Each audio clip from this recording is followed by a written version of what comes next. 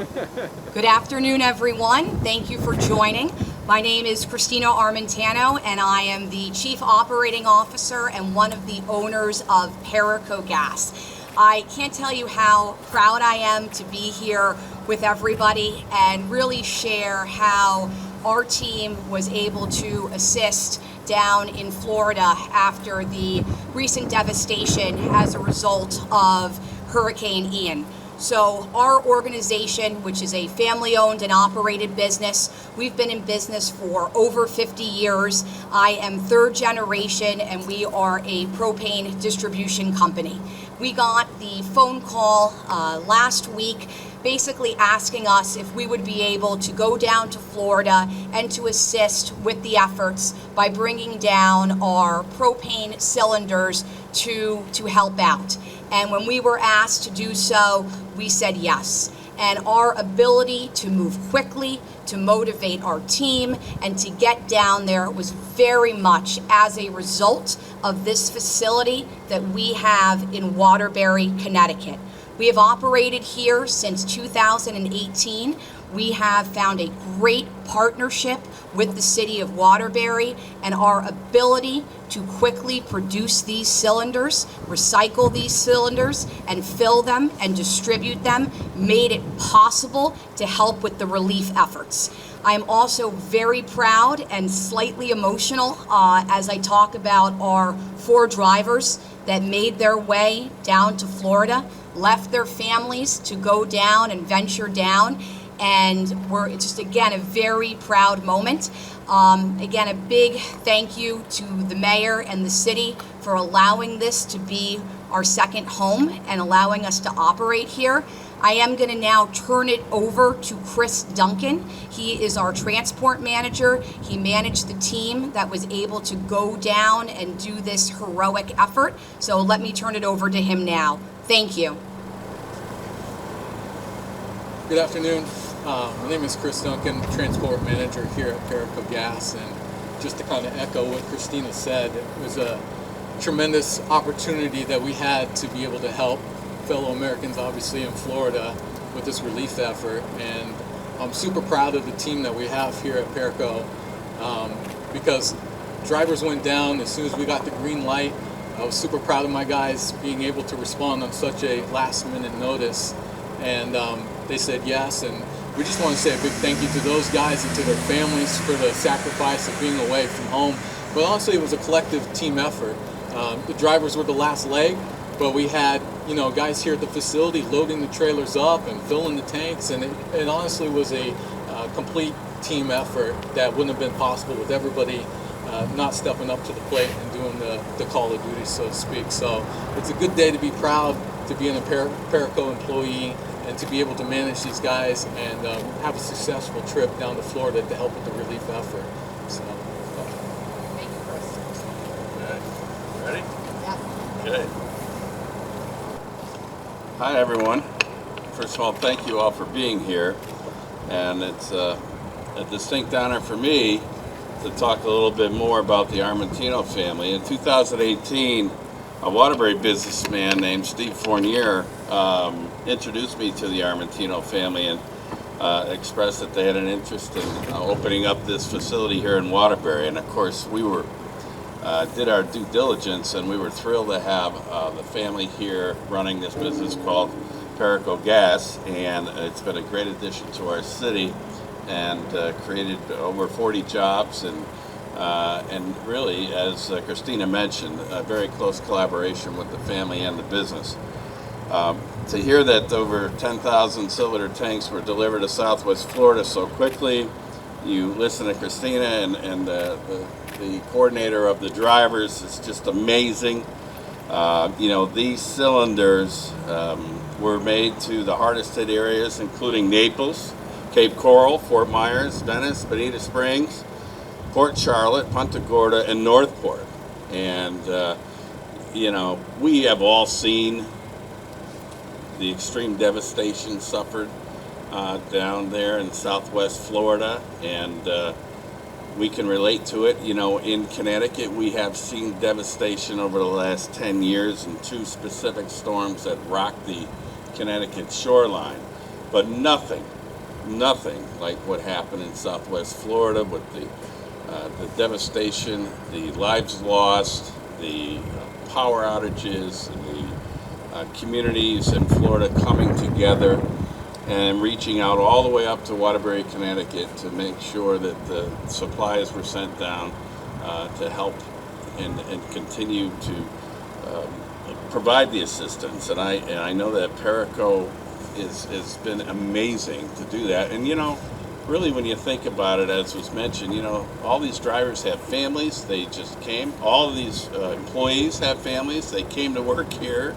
They got the 10,000 cylinders ready, loaded them on 6 trailers, and off they went down to Florida. And I think that is a remarkable thing.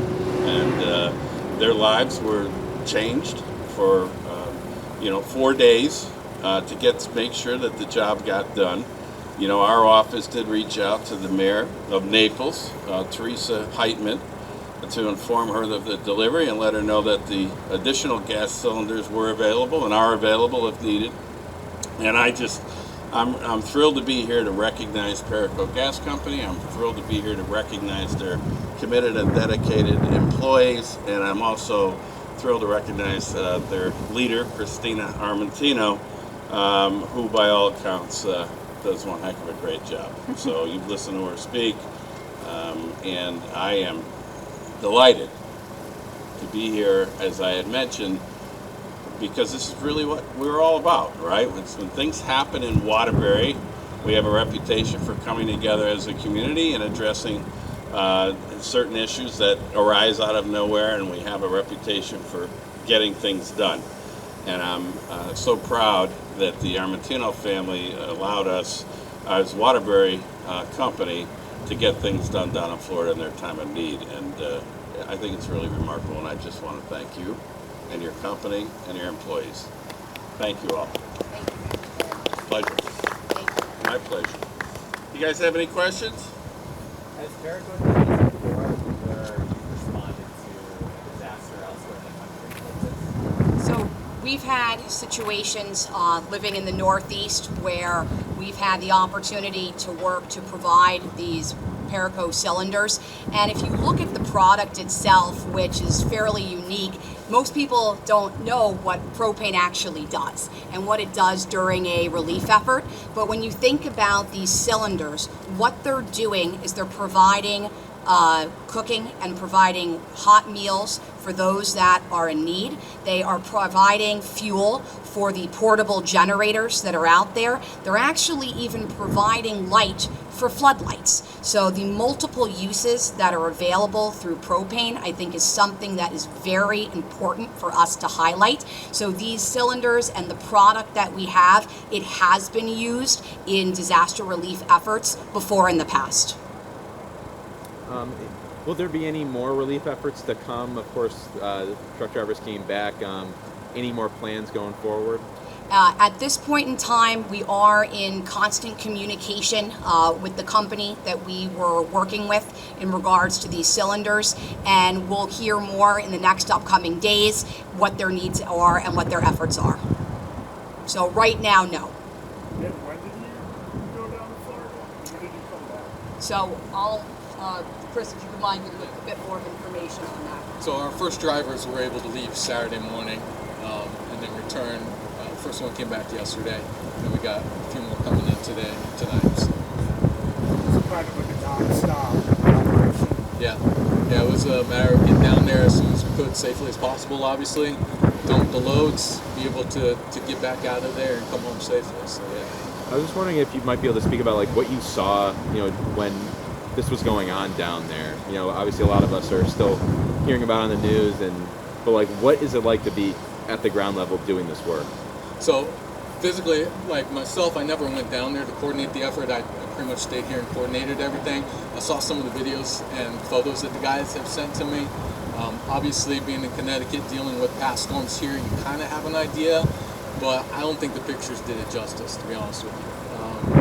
A lot of devastation, a lot of, you could just tell, heartache, and it's an eerie feeling, as we know, when you're going down streets that should be lit that are completely dark. Like the drivers were saying, how weird it feels awkward driving streets where there's no lights, and just the amount of destruction down there. Yeah. And obviously pretty clear the impact is going to be crucial at this time. You were just saying, propane, what does it do? But in terms of getting, these towns back up on their feet, if you could talk a little bit about what this is really going to do. Yeah, so, Sure. Christina. It's hard to predict the timeline for when everyone's going to be up and running. Again, as Chris had mentioned and the mayor had mentioned, the devastation down there, it's really heartbreaking. And seeing these pictures come through and some of the photos, as we mentioned, that our drivers took when they were there, boots on the ground, it just is, I can only imagine what these folks are experiencing. It's hard for us to understand how quickly they're going to get back up and running. For some folks, who knows, it could be days. For others in highly impacted areas, it could be weeks. So we will see, but that's the most that we know to our best ability. And just any challenges Paraco experienced, it seems like a pretty big operation to do. Anything that you're kind of going into it saying, how is this all going to work? Yeah, it's anytime you have to move quickly, and as Chris mentioned, safely is always what is top of mind for us. There weren't any specific barriers because, again, for us, we've been in business for over 50 years. We've had, unfortunately, natural disasters that have come here. For anyone that was around during Sandy, I'm sure they're reminded of how we were impacted in this region. But for us, servicing our customers, and we have over 120,000 customers that we service. We're in 8 states. This is really day to day for us, and we have our playbook. This was something a bit out of the ordinary, really with a expanded community. But again, being in constant contact with these drivers, making sure that they knew the leadership was there every step of the way. I can't tell you how proud I am of this team here and the folks here at Waterbury who even provided these tanks to go down, but it was really attention to detail, constant communication, checking in, and making sure that we were able to get from point A to point B in the most safe manner possible. Yes. You said you had 8 locations. Why Waterbury? Great question. So for us, Waterbury was a centralized location for us.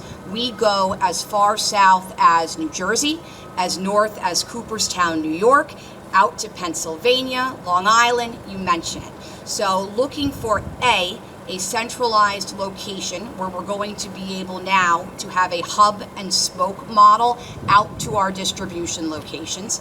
And then number 2, really identifying a town that was, and a city that was going to be a true partner with us. We are, as I mentioned, a family-owned and operated business, and it is critical for us, whether it is the town that we're working in, the city, a vendor, that relationship is truly a partner. So when we sat down and had those original conversations with the town, with the mayor, understanding that they were going to be easy to work with, that they understood us and understood our product, that they were happy about bringing jobs into the city, and that was something they were going to encourage, help us from a recruitment effort so we can bring in the right people and continue to advance.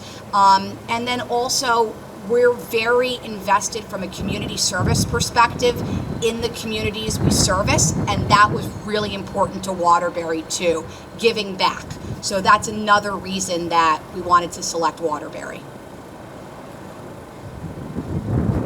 Okay, thanks you guys.